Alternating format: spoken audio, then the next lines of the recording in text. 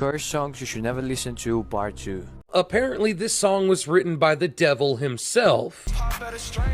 He passed away. Yeah. Pop Smoke came with a song, Armed and Dangerous.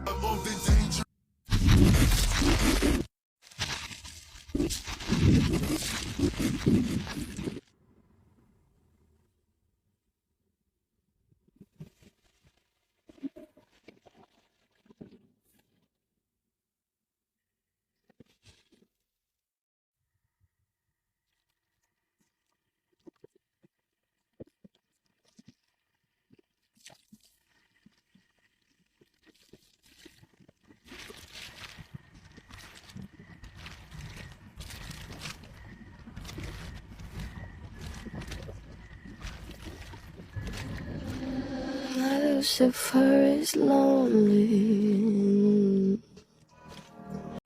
Please, I don't have any time for any gossip now. Eh? Yes. Look at you. Do something with it. It's just money coming to me easily. Money coming in and needing me. Money coming in repeatedly.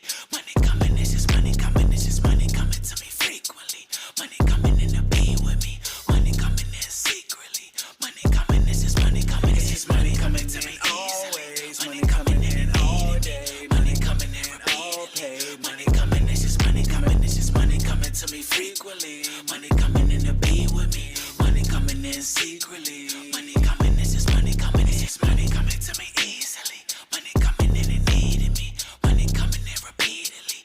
Money coming, it's just money coming. It's just. Hey y'all, welcome back to All Things Jenny. I'm Jenny. So there's this song that is going around and it's causing people to commit suicide and or unalive each other after singing that song. And this song been around for so many years. I don't even want to ask you whether or not you know this song because everyone knows this song. And it's by the very talented, the late Frank Sinatra. And that song is called My Way. And the crazy thing about this song too is that I used to, hey, hold on. Curse songs you should never listen to, part 2. Frank Sinatra, My Way. You should never listen to this song if you are in Philippines. If you listen to this song in Philippines, you might literally die. It is so cursed that it has its own crime class with the police in Philippines. It has been even banned from karaoke bars. This song seems to incite people at bars, and it has led to a large number of killings. And did it my way. It's also the most dangerous. Now, I've never been able to find documentation of the first My Way unaliving, which is variously dated to 1998 and 2002, but here are some lowlights. In 2007, a 29-year-old man in a karaoke bar in San Mateo was singing My Way, very off-key, which apparently offended the music-loving security guard. The guard asked the man to stop singing, and when he refused and kept butchering My Way, the guard butchered him. Maybe hiring a music critic with a firearm to be the security guard at a karaoke bar is not the best human resources decision. In 2010, the highest local elected official of the village in Manila was singing My Way at a Christmas party when he and his driver were by an assassin on a motorcycle. So in 2018, during another party, a 28-year-old man started singing the fateful song when his 60-year-old neighbor grabbed the mic away, possibly to sing the song himself or possibly to save his own ears. A fight broke out and the neighbor used a cutting implement to end the fight. And the 60-year-old never made it to the hospital. So this got so bad that the song was removed from a number of karaoke playlists in the Philippines. And in 2018, a bill was filed with the Philippines Congress to place a curfew on public karaoke bars in an effort to stem the late-night alcohol-fueled violence. But why did this happen? And why do so many people hate Frank or love him so much that they would unalive for him? Experts have posited a number of theories. A professor of pop culture at the University of Philippines, Diliman, theorizes that it's a factor of karaoke bars being filled with alcohol and machismo, two very prevalent parts of the karaoke culture. Add that to My Way being a beloved song, and you have a powder keg ready to blow with the first explosive chords. Others point to the kind of take no prisoners, screw you tone of the lyrics. Regrets, I had a few, but I did it my way and you can go suck it.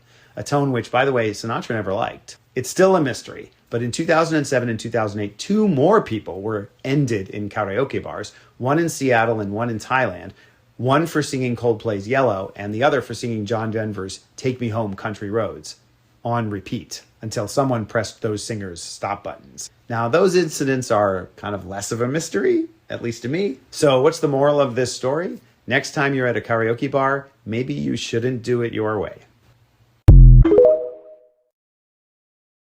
Frank Sinatra had a dark double life that he always tried to hide. Sinatra's real story had much to do with Johnny Fontane, a fictional singer from The Godfather. The main reason was that Sinatra, among other things, became very close friends with the gangster Willie Moretti, who was willing to help him with his career in exchange for favors, such as singing at his daughter's wedding. Furthermore, Sinatra's mother, Natalina Dali Garaventa, managed a pub where she obtained alcohol from the mafia, as well as running an illegal abortion clinic. Additionally, Sinatra became friends with John F. Kennedy, and it is said that without Sinatra, Kennedy would not have been able to become president, knowing that the 120,000 votes that allowed Kennedy to defeat Nixon belonged to the Coal Miners Union of West Virginia, which was controlled by Sam Giancana, another mafia friend of Frank. Problems began when Kennedy appointed his brother Robert as Attorney General, with the clear objective of pursuing the mafia, which led to the end of the friendship between Sinatra and Giancana. Consequently, the mafia boss was so enraged that he ordered the assassination of his former friend Frank Sinatra. Years later, Giancana ended up regretting his choice, and he told his bodyguard that he could never harm someone blessed with such a wonderful voice.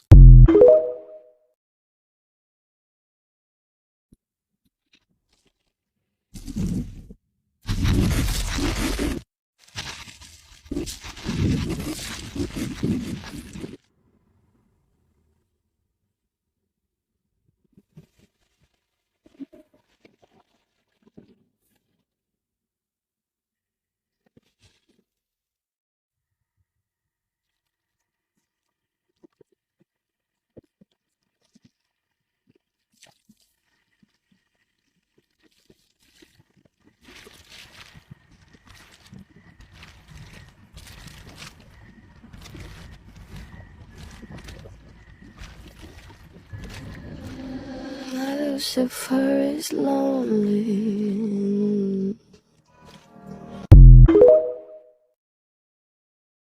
Apparently, this song was written by the devil himself.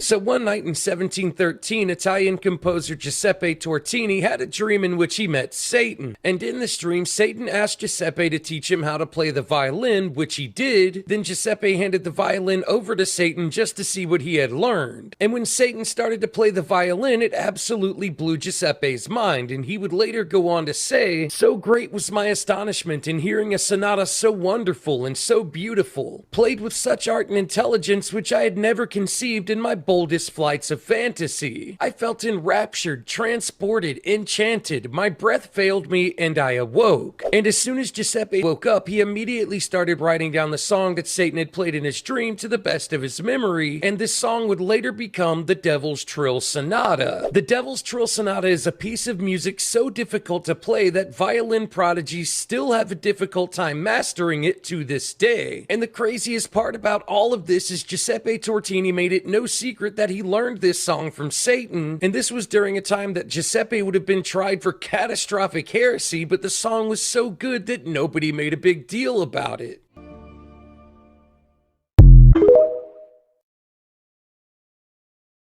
I've talked previously about movie curses, and I've also done a video on the 27 Club, but there are other music anomalies, often called curses, that you may not be aware of. Start off with a curse surrounding the song Gloomy Sunday.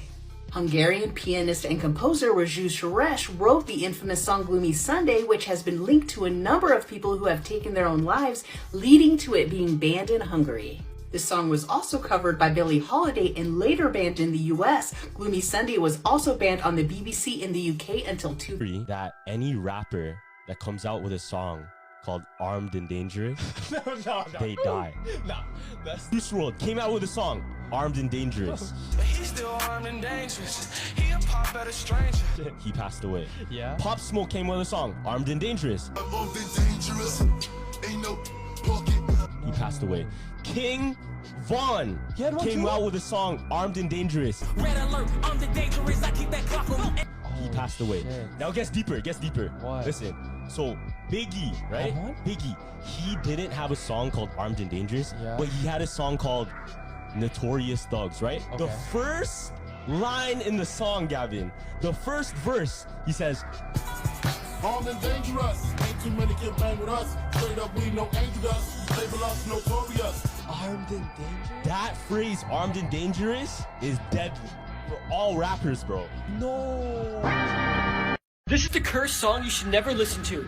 Gloomy Sunday is an old song written by an Hungarian composer, Rezső Saris. He wrote it for his ex-girlfriend to try and get her back, but the next day she committed suicide and left a note that said Gloomy Sunday. As time went on, more and more people who listened to this song killed themselves. One man walked into a club and told the DJ to play Gloomy Sunday, and right when it got put on, the man immediately shot himself in the face. Also, an 82-year-old was playing Gloomy Sunday on his record player one day. Then he jumped 7 stories to his death from his apartment balcony. Even Rezső, who wrote the song, killed himself also. The song was banned in England in the 1940s, but recently just got lifted in 2002. If you ever decide to listen to this song, please be very careful.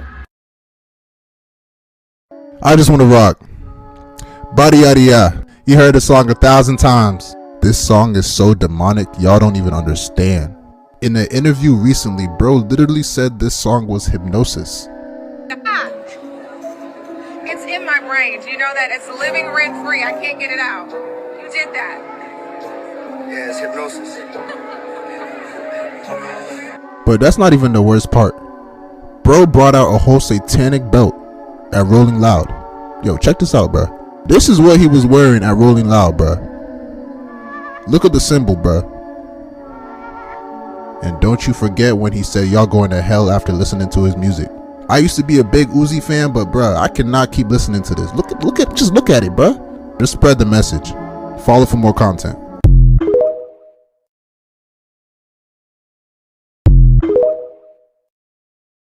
Kids songs with disturbing backstories, part 3. Next, we're going to talk about Ring Around the Rosie, which was based on the Black Death. If you don't know what the Black Death is, the Black Death was a bubonic plague which killed between 75 million to 200 million people. So Ring Around the Rosie refers to the red rash that you would get if you were sick.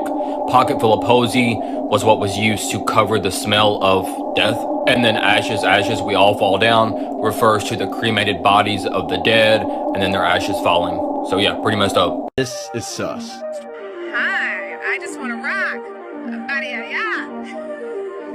It's in my brain. Do you know that? It's living rent free. I can't get it out.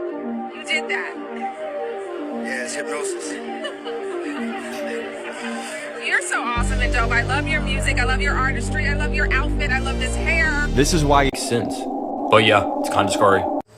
I've waited quite a while to actually tell this story because I wanted to match the story I'm about to tell, but this one is about the song My Way. So it says, I never believed in the urban legends. You know, the silly kind that people whisper about when they're drunk or high, like cursed songs or haunted lyrics. But that was before My Way ruined my life. It happened last year in the Philippines. I was traveling solo, doing the cliche soul-searching things after a bad breakup. I found myself in this tiny coastal town one rainy evening. The only place still open was a dim little karaoke bar tucked between a liquor store and a funeral parlor. I swear I'm not making this up. The funeral parlor should have been my sign. So here's the thing about funeral parlors, right? And also being the spirit store being right next door. First of all, spirits at the funeral parlor, and then also the store, spirits, alcohol, spirits, and you're at a bar. Okay, the recipe for disasters. Anyway, inside the air smelled like stale beer and cigarette smoke. Locals sung off keys to 90s ballads and Tagalog pop songs. The vibe was light, friendly until I picked that song. Frank Sinatra, My Way. I grew up listening to it. I grew up listening to it. My dad used to sing it in the kitchen on Sunday mornings every day, every morning, every Sunday morning. It reminded me of home, of strength, of doing things on my own terms. So I tried in the number on the machine and grabbed the mic. The moment the first line played, and now the end is near. The energy in the room shifted. People froze. I'm talking drink halfway to their mouth. Chopstick, mid-bit bite. Even the bartender stopped wiping the counter. Everyone stared at me like I just cursed in the church. Oof. A drunk old man near the door stood up abruptly. He had this wild look in his eyes and muttered something in Tagalog. The only word I caught was patati, pate, which means death. He stormed out. Now I was feeling awkward, but the machine kept going. I was already committed, so I powered through the first verse, my voice shaking slightly. Then, halfway through the chorus, right as I sung, I did it my way, the power cut off. No, not just the karaoke machine, everything. The bar plunged into total darkness. Then someone screamed, not like a fun, silly scream. This was guttural, terrified. My skin broke into chills.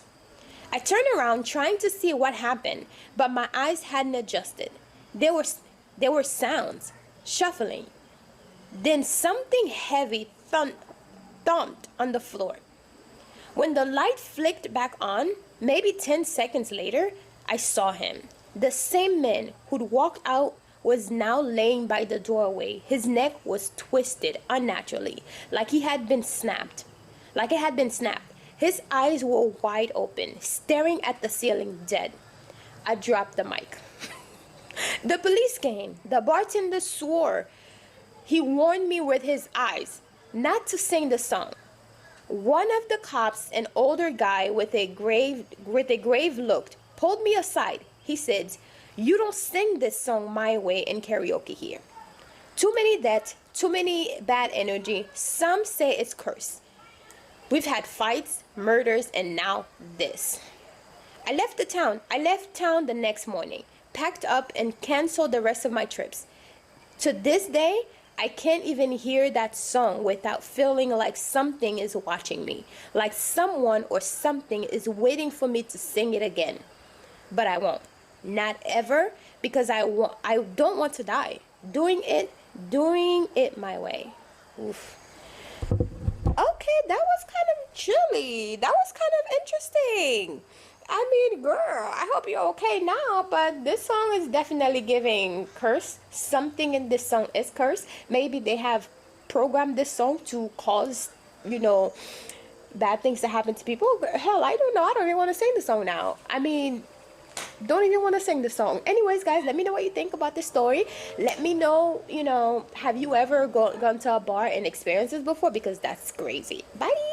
Ironically, in 2022, we may only associate him with the Mafia or Christmas, but in hindsight, I think it's a pretty fair assessment. He is probably one of the best, and for most, the best vocalists of the 20th century, Frank Sinatra. If I am going to touch up on the Mafia aspect of it, that is fair. I mean, that really is how he got his big break. I mean, this photo right here is one of the most famous photos when it comes to organized crime in the United States. And this picture alone is just polluted with Mafia royalty. Literally just multiple bosses. Paul Castellano, Carlo Gambino. Literally the city of Las Vegas was built on this man's back. As we all know, this city was built by the Mafia for its gambling laws, and to draw people in was Frank Sinatra and the Rat Pack. And if there's one thing to know about the Rat Pack is that they could pull. Women, consumers, doesn't matter. As long as you have cigarettes and scotch, people are coming in no matter what. I also love the fact that he hated the portrayal of Johnny Fontane in The Godfather.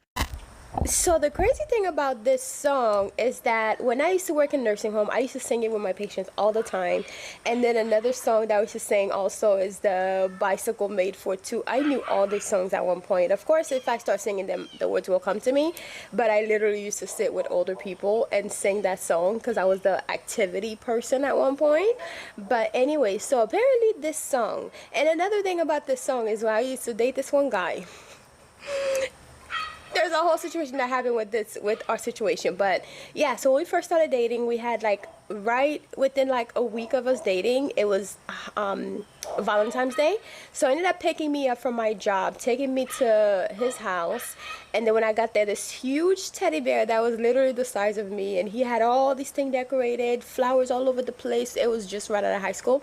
I knew him from high school, and he was my crush in high school. So then after high school, he came and found me because he really wanted to date me, although I was best friend with his brother.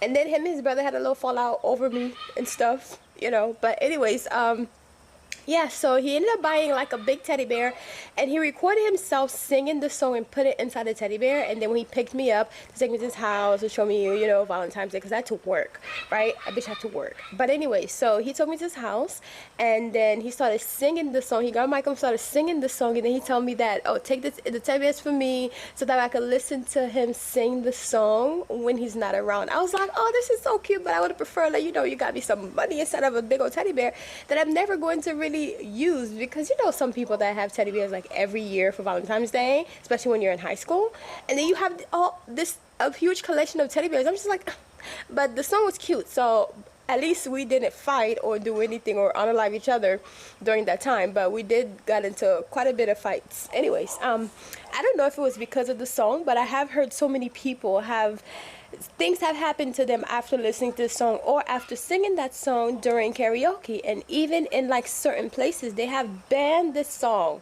because it causes people to feel angry. I'm not sure why, because it's such a nice song. I mean, I guess when I used to work in a nursing home, those patients were more dementia patients, so they probably didn't even know to even, you know, get angry or anything like that. But they did act, you know how when you work in a nursing home, they tell you, oh, it's a full moon, things are going to start going crazy, and things actually go crazy during the full moon. And a lot of people who don't work with older people or in hospitals don't think that that thing is actually true, but it is actually true, because I work in hospitals and nursing home for a long time to know that the full moon does make a difference. And a lot of time whenever we listen to this song, and I never really paid too much attention, but I did notice that whenever we listen to that song during activities, during night shift, the patient will just be more rowdy and more, you know, not themselves. But I never put two and two together until I started doing the research about the song, and that's when I started to notice that a lot of people have been affected by the song. So there's something, you know how I tell y'all that songs, which means chant in French, chant, which also translates to chant. Whenever you speak words, they're a curse, and whenever you sing songs based on the message that's coming out of that song, it could be either a good song or a bad song based on the message, because when you're chanting something over and over again, you're putting a spell on yourself. So I think it could be because once that song was being created, they probably tap into something really, really strong to create this song. So that is the reason why it affects other people more than it affects one group of people more than others, and or it is having an effect on people, period. So that's what I mean when I say, you know, when you listen to different songs, for example, I have a going to work playlist, I have a falling asleep playlist, I have a meditation type of playlist. Every song is different because it's for different things. So whenever I want to get ready and stuff, I'll listen to Eartha Kitt. She's my favorite. She's chef's kiss. I wish I was around, you know, I wish she was still around, because she makes amazing songs. But I'll listen to her when I'm getting ready, either her or Lana Del Rey, and or I'll listen to different like subliminals and affirmations whenever I'm going to sleep, because your subconscious pick up the information that is in the song, and it does different things to your body, it does different things to the brain. So therefore, listening to a proper song that's going to match the energy that you're trying to bring forth is smart, you know, just like the whole Abracadabra song by Lady Gaga. A lot of people were talking about, you know, the whole Coachella situation. She was performing, you know, some sort of ritual during the performance, and, you know, and people felt kind of weird about it. But I'm like, well, the song is really a magical song. So for them to say, oh, you know, she's like casting a spell and doing all this on stage, well, if you know what's going on, you know that the song is literally a spell. So therefore, I don't know why people are shocked that that's what it is, but that's what I be trying to tell you guys about songs. The words that are coming out of your mouth are literally powerful. So when you're singing certain song, when you're choosing the type of song to listen to, you want to choose the song with the proper positive word, positive messages, because it will change the trajectory of your day. It will change the trajectory of your situation, of the time that you're listening to it, because the frequency that's going out. Imagine like, you know, the radio. So whenever you're connected to the radio, it's like you're being connected to different frequency. And if you pick a lower vibrational frequency to listen to, like the type of song that you listen to could be low vibration or high vibration. If you listen to that channel, that, you know, tune, you know, you're getting, when you tune up the thing and you get the right, you know, frequency for the radio, obviously you are connecting to that. So if you're listening to that low vibrational music, then you're going to feel more low vibration. Or if you listen to high vibe music, then you're going to naturally be high vibe, because at the end of the day, everything is energy. And we are here to basically learn how to manipulate the energy. And there's actually Dolores Cannon that says this. You know, we're here to manipulate the energy of the world, of the earth, so we can kind of create something new. So every time you listen to music, every time you are learning something new, your brain is like a sponge, just absorbing it. It's absorbing what the message in the music is saying. That is the reason why, I don't really listen to a lot of artists right now, because a lot of them are not really saying anything meaningful. A lot of them are not really saying anything positive for me to even care to listen to their songs, because you have to be mindful of the things that you listen to, because it can change your brain. It can change the situation. That's why with my intros, a lot of people are saying, yeah, I like your channel, I like this and I like that, but your intro, the song, now if you know, there are people who are saying, oh my god, I love this intro, I really want you to tell me what it is, and da da da da. And then you got people who really don't really know, poor thing, they don't really know. They're saying, oh, it makes me feel uneasy. Does it really make you feel uneasy, or or you bopping into it until you hear what it's saying? Because somebody actually reach out or made a comment saying, oh, I'm new to the channel, I love watching your video and da da da, and thank you so much, I appreciate you for being here and being a part of the channel, being a part of the family. Love you. But my thing is, she was like, oh, your intro made me feel a bit uneasy. It's like you're taking people's money. I was like, girl, how am I taking people's money? Because the song is saying this is money coming to me easily. Well, it didn't have to come to me. It could come to you, the one that's listening to the thing. It doesn't necessarily mean the money's coming to me. It's a song, just like whenever you listen to that Borakielo, we listen to my money and dun, dun, dun, dun, dun, dun, dun, but it's like about singing about money. When you sing it, do you sing it because all the money that you're singing about is going to Cardi B? It doesn't make any sense. Like, it's an affirmation. So if you're going to say it, that's like you saying a regular affirmation on a daily basis. You listen to it, you listen to the words, and you speak it to existence and to your life. That is the reason why, because I could have taken some voodoo Haitian music and put in there as my intro. But I didn't, because I want y'all to, I want you to hear the words and know what it's saying and actually use it for your benefit. Don't think that, because you're singing the money coming to me easily, money coming to me quickly type of thing, that the money's coming to me. I mean, I'm still getting paid for the videos, but when you chant my affirmation or my intro song, it's not going to add more money in my pocket. As long as you're watching the video, I am getting paid for the video, technically, because I put in the work, but also, because that's how YouTube works. And I don't necessarily have to have an intro, but I find that one to be really, really nice. And a lot of people who watch my channel actually really like it. So I'm not going to stop using it because one person felt uneasy about it.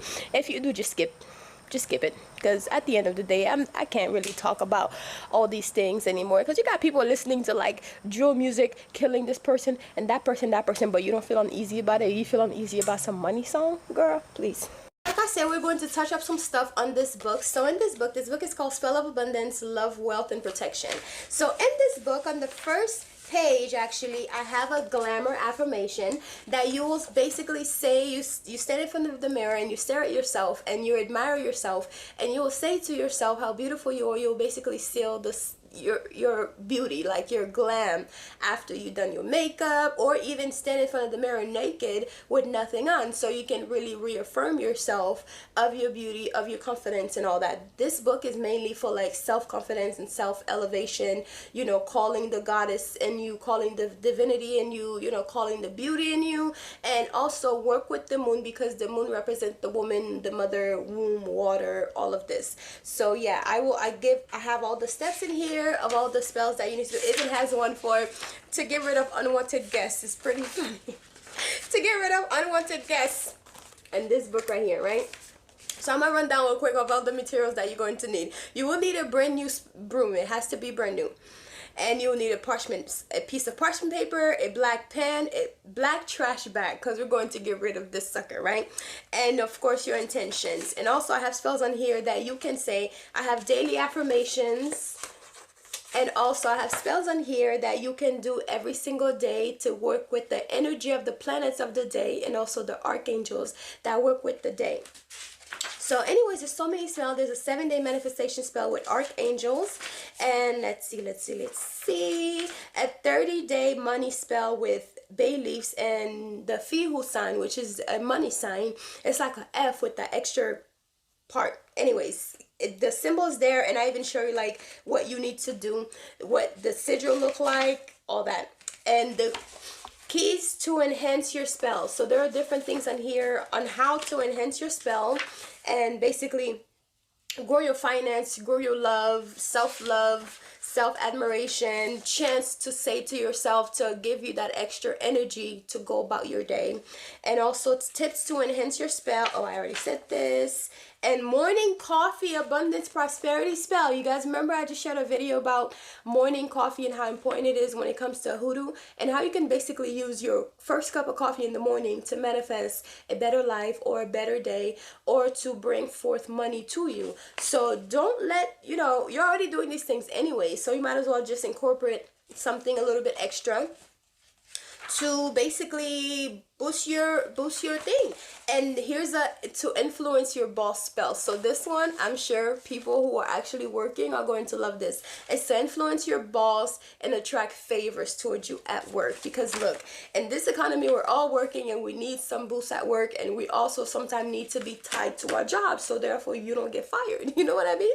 So there's some stuff that you could do to basically tie yourself to your job, and or tie the job to you. And once you're done and you're all tired of that job, you can get rid of it. It's not something that's completely permanent, but use magic, guys. It's here for you to use. You have the herbs in your closet, you have the herbs in your pantry, you have the candles that you could just simply buy some candles super cheap. Use magic to elevate your life. Use magic to make yourself better. Let me tell you, Jesus was out here using magic, okay? Walking on water and stuff and turning water into wine. Sounds like magic to me. But anyways, guys, I'll talk to y'all later. Bye.